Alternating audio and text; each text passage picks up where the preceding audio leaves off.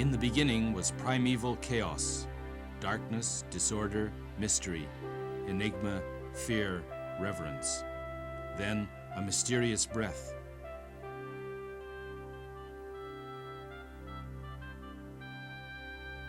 Along with it began an eternal cycle, endlessly repeated, of dark clouds intersecting with light.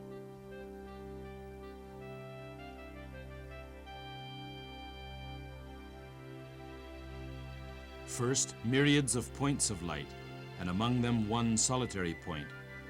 Then another point of light, and a line to link the two, followed by a third point of light. These, linked by 3 lines, create the basic geometrical shape, the triangle.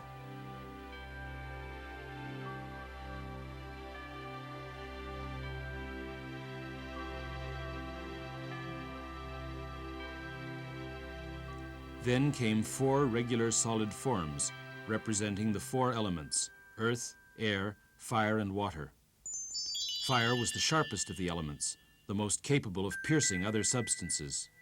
To it was assigned a body bounded by 4 equilateral triangles, the only figure with 3 acute angles.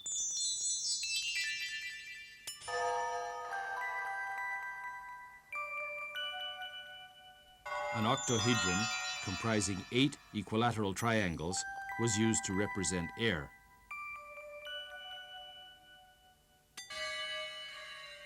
The figure used to represent water comprised 20 equilateral triangles, and the element earth was represented by a cube, which is composed of 6 squares. It was these 4 elements that were held to make up the sublunar realm, and all matter was made up of various combinations of them. The idea that these 4 elements could be transmuted into each other was the foundation of alchemy. There remained another significant figure composed of 12 equilateral pentagons and known as an equilateral duodecahedron. It represented the quintessence, 5th element, ether, which was the main constituent of the heavens.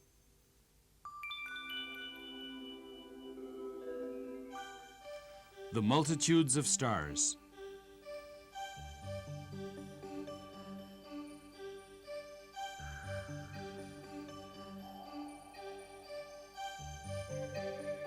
The silver disk of the moon, which reigns over the night sky, and that most splendid of spheres, the sun, which dominates the day sky.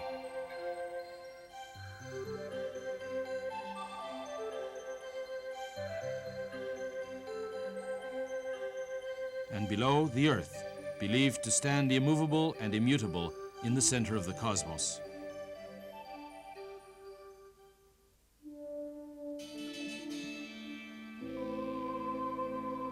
Such was the theory of the correspondence of the 5 solids and the 5 elements, which was conceived by the Greek philosophers Pythagoras and Plato.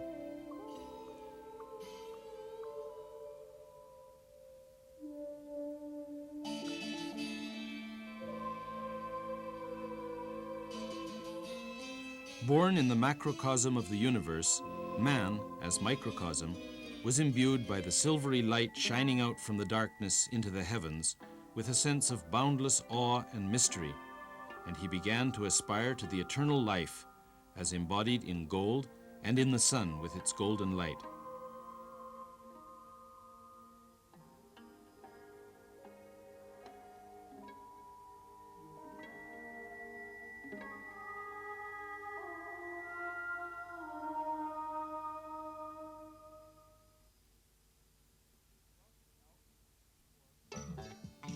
It is thought that alchemy took form in the 3rd or 4th century BC in the Nile Delta of Egypt, and more especially in the city of Alexandria.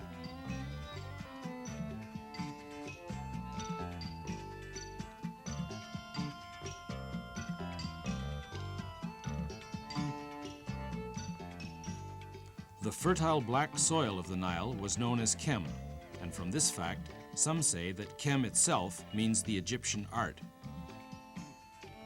Another theory has it that chemi derives from the Greek chemeia, meaning to melt metals, and was transmitted to the Islamic world in the 7th and 8th centuries AD as alchemy, with the addition of the Arabic definite article al. By the beginning of the 3rd century BC, Alexandria, named in honor of Alexander the Great, was already a flourishing international metropolis.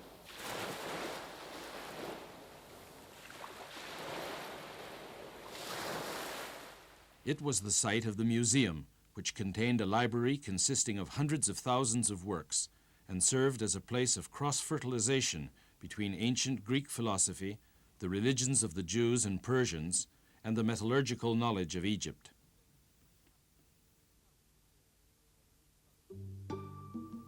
In this area there already flourished an esoteric cult known as the crafts of Hermes and Thoth, an amalgam of religion, philosophy, and scientific technology that was based on the crafts of the Greek god Hermes, embodiment of all human knowledge, and the cult of the Egyptian god Thoth.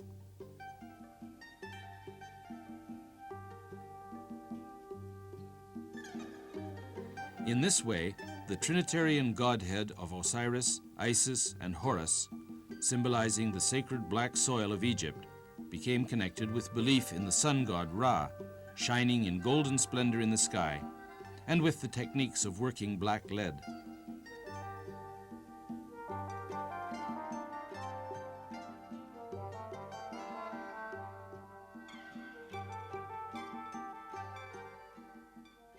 It had long been known that black lead, when melted, would yield silver, a metal that shines with a pure white light.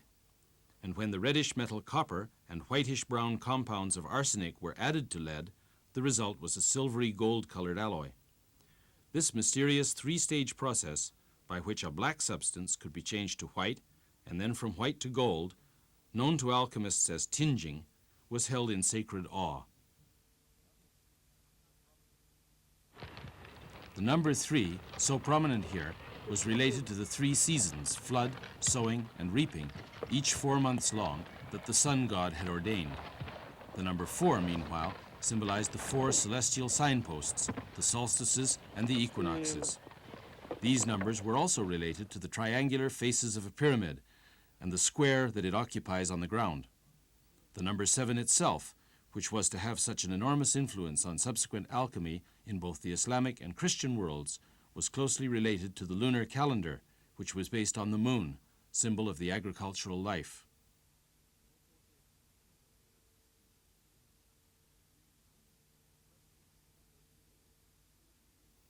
The cycle of 7-day periods, from the new moon to the first quarter, from the first quarter to the full moon, and so on, was the week, the period during which the God of the Old Testament worked 6 days to create the world, resting on the 7th.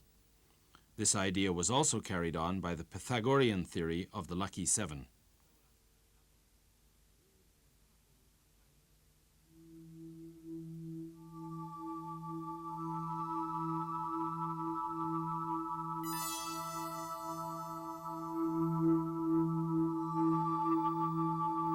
Now, however, the alchemists' prayers to the sun and the moon, the desire for gold and silver, and the intellectual adventurism of the ancient Greeks who strove to understand the fundamental nature of everything, all came under attack as black arts from the new but powerful Christian religion.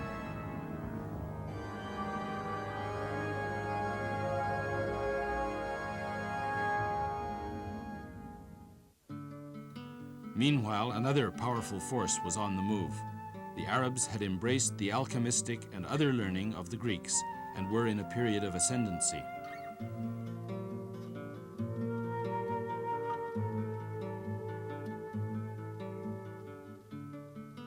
At this point, there appeared the so-called sulfur-mercury theory of metals.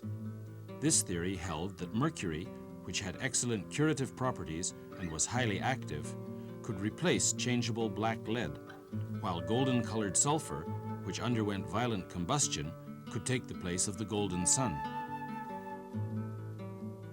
The metallic theory of Geber held that all metals were composed of these 2 substances, and that all could be either base or noble, depending on their proportions. Geber developed his ideas from theories enunciated by Aristotle in the 4th century BC. Geber's followers strove constantly to produce gold, the most noble of metals, performing thousands upon thousands of experiments and offering constant prayers to the deity. They also followed Plato, Aristotle, and the other philosophers of ancient Greece in making fanatical efforts to find the philosopher's stone and the magic potion or elixir.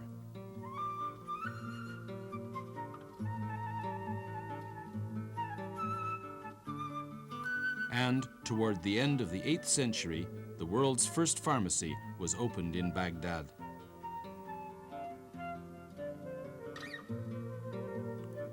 Meanwhile, the 8th century saw the construction of the Shosoin treasure house in Nara, Japan, where we can see medicines from Persia and other countries to the west. The Taiho Code of AD 701, which was the basis for the governance of Japan at that time, provided for a system of weights and measures, and standard measuring vessels were distributed. With the Crusades, which began in the 11th century, Europe at last came into closer contact with Islamic civilization. Knowledge of the concepts of alchemy made its way to Europe, attracting the strong interest of such high prelates of the Christian Church as Roger Bacon.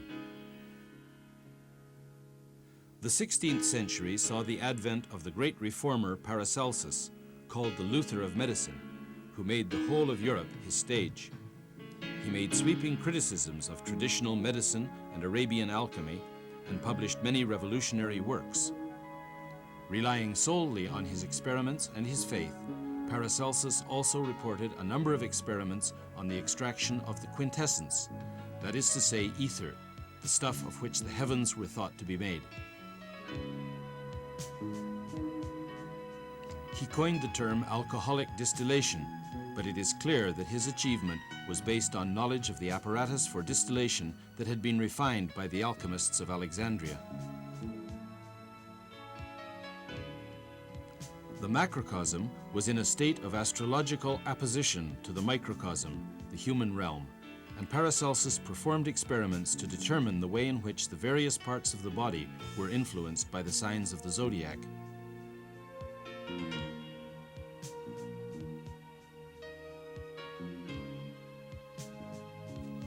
He confirmed experimentally that the virtue latent in minerals was far greater than that in plants, and was deeply imbued with the modern humanist spirit of guarding the health of mankind. Paracelsus held that the aim of alchemy should be not to make gold, but to produce medicines capable of treating ailments. In challenging the terrible epidemics, such as syphilis and plague, that afflicted the people of the time, he opened up a new era in medicine and chemistry that left a strong imprint on ages to come, and indeed formed the basis of the modern era. He established a three-element theory, adding salt as a solid element to the Arabian sulfur-mercury theory. This is the basis of the theory of the four elements, and is also the principle of mineral medicines.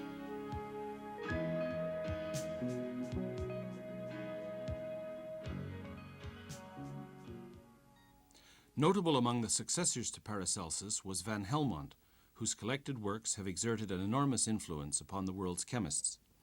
He studied gases and was the first to use the term gas, referring to carbon dioxide, so-called gas sylvestre.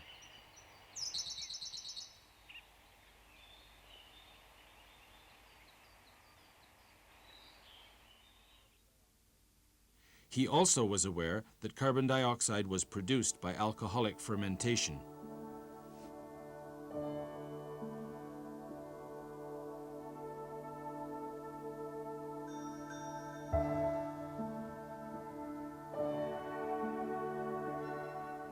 Van Helmont also proved that when acid was poured onto marble, carbon dioxide was produced, and that this could extinguish a candle, or turn a solution of barium hydroxide into a milky suspension.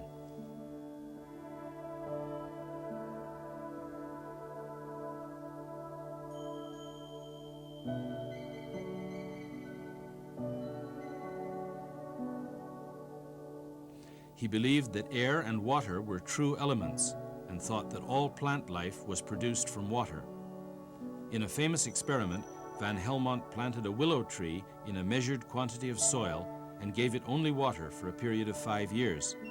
He then proved that although the tree became much larger and its weight increased, the weight of the soil remained unchanged. It can readily be seen that with this experiment, Van Helmont took a major step forward to modern quantitative analysis.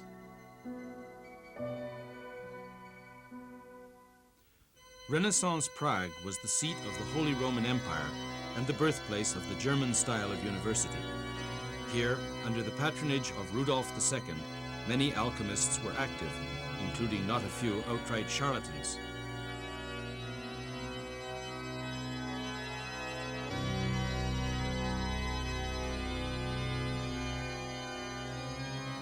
The astronomer Kepler was one of those who found sustenance in that court. Already when he was in Austria, Kepler had made a model to fit the 5 regular solids of Pythagoras and Plato within the orbits of the 6 planets, a truly fantastic feat. Copernicus embraced heliocentrism, the theory that it was the Earth that moved around the Sun, and Kepler too accepted the Copernican theory that the Earth moved. Both were entrapped by ancient Greek obsessions, the idea of perfect spheres and the theory of circles.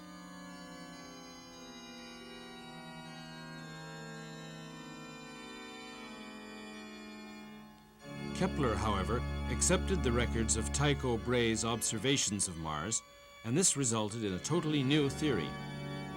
These observations showed that, unbelievable as it seemed, the orbits of the planets were not perfect circles, but ellipses. The results of celestial observation proved incontrovertible. In this way were born the dynamic laws for the harmonization of the cosmos, the first, second, and third laws of motion, along with the music of the celestial bodies. From this time on, we enter the realm of the modern scientific method, which attempted to find the origins of all phenomena on the basis of the principles of natural science and dynamics.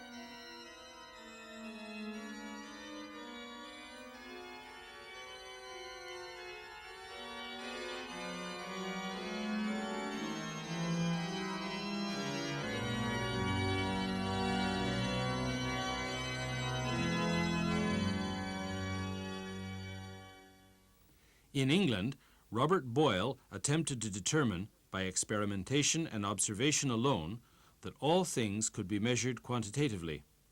Modern physical and chemical methodology, which was the result of this scientist's conscientiousness, was one and the same with the prayerful spirit of the best of the early alchemists.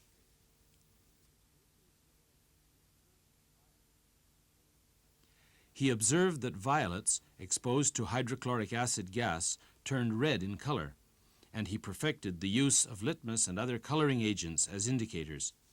It was also Boyle who introduced analysis as a technical term, and thus he has become known as the father of analytical chemistry.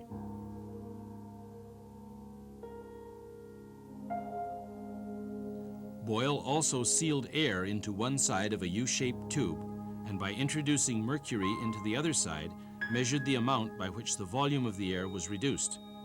This showed us the relationship between pressure and the volume of a gas, now known to all as Boyle's law.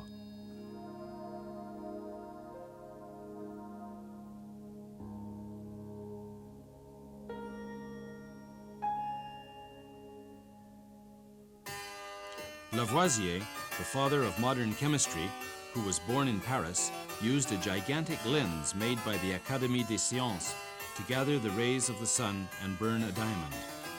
This was a revolutionary event in the world of chemistry and demonstrated the process of converting a diamond into carbon dioxide.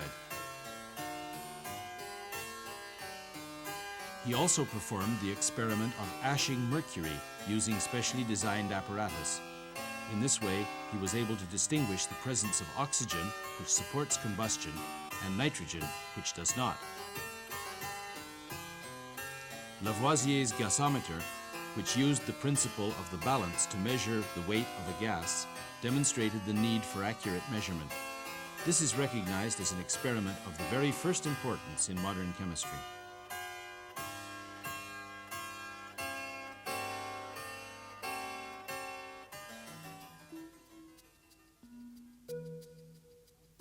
Because the symbols used by the ancient alchemists were mainly qualitative and made no provision for measuring exact quantities, Lavoisier was compelled to invent his own.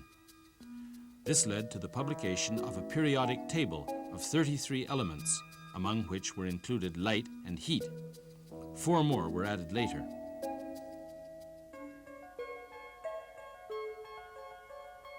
Later, Belisarius developed a periodic table which showed the atomic weights and symbols for the various elements, in a form that remains virtually unchanged today. The atomic theory, that the atom is indivisible and constitutes the smallest particle of matter, was already old, having been stated in its entirety by Democritus, a Greek philosopher in the 5th century BC.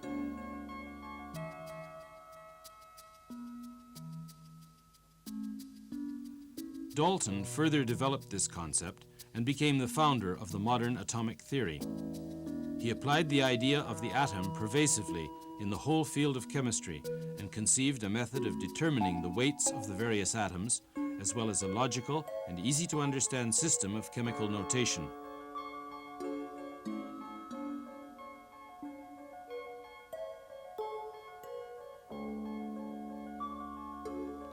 The use of the initial letter or letters of the name of the element, as we see in the periodic table we use today, was begun by Belisarius.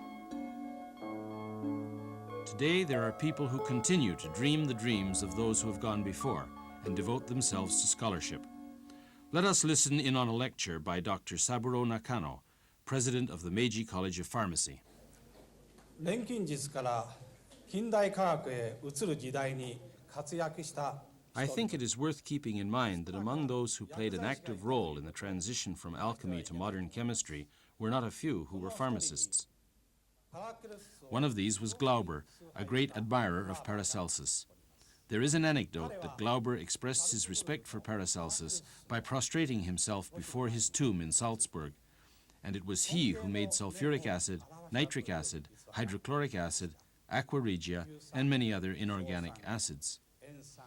In the 18th century lived Scheele, Sweden's greatest pharmacist, who announced a large number of organic acids and inorganic substances such as oxygen, chlorine, and salts. I hope you will once more take note of the important role played by pharmacists. One of these men discovered a new element, which he named uranium. This marked the start of the tapping of the energy of the atomic nucleus by changing one element or metal into another, the long-cherished dream of the alchemists. This was the fruit of the sincerity and devotion of gifted people, manifested in constant prayer and experimentation.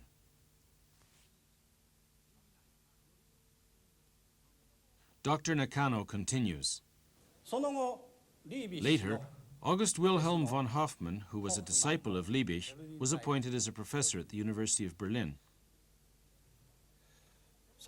In the 1870s, 2 Japanese scholars, Shokei Shibata and Nagayoshi Nagai, studied under him and went on to become pioneers of pharmacology in Japan. The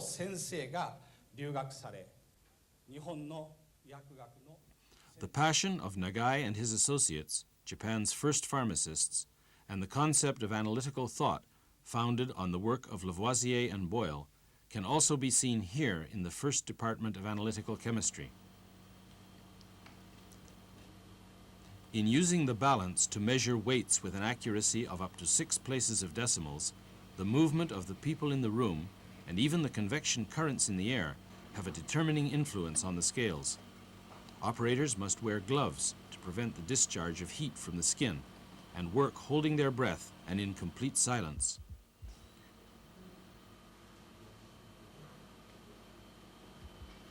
Then these known quantities of material are analyzed using the most up-to-date apparatus.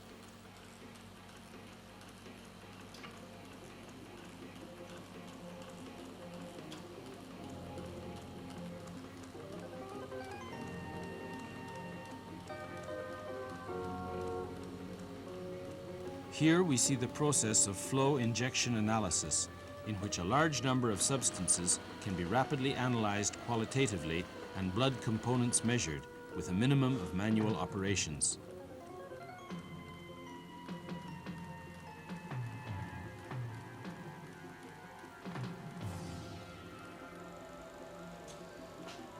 There are cases when differences can only be discerned when time is resolved into minuscule units of 1/1000th of a second.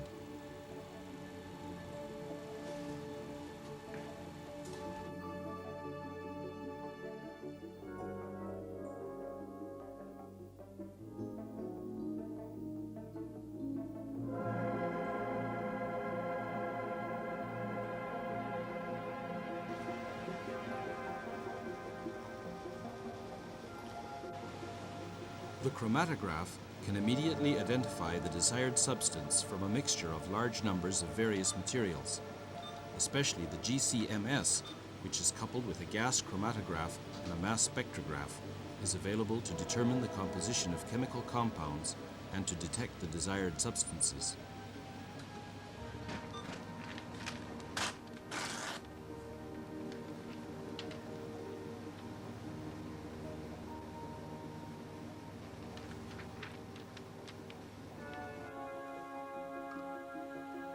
This spectrophotometer uses the properties of light in the quantitative analysis of various materials.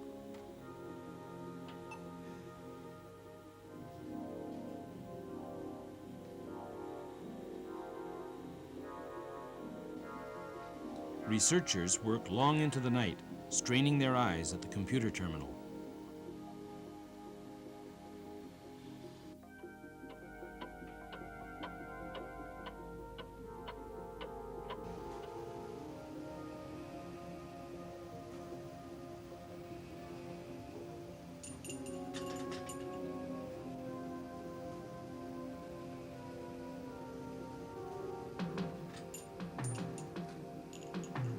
Protection of our environment depends on the strict monitoring of heavy metals and other toxic substances. Scientists must be eagle-eyed in using this kind of equipment, which has an important position in spectrophotometry, in order to preserve the quality of life.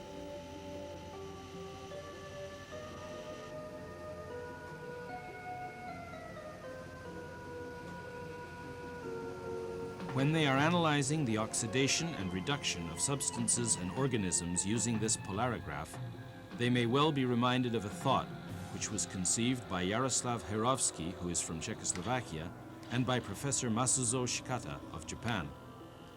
The separation methods and techniques of analysis using light and electricity, which have been built up by the continuing efforts of both early pioneers and present-day researchers, have made it possible for us to obtain glimpses of parts of nature.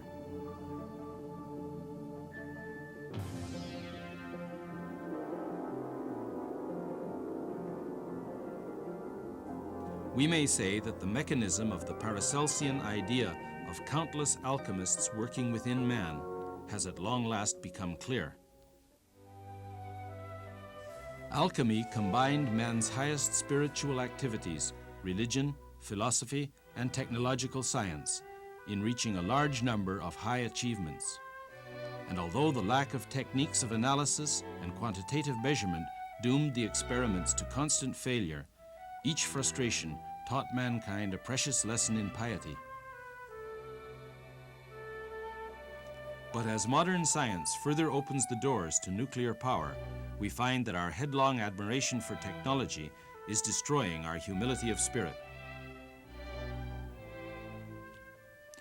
It is time for us to consider anew the motto of the founder of the Meiji College of Pharmacy, which has been transmitted from our first president right down to the present day. Arbeit ist Gebet. Labor is prayer.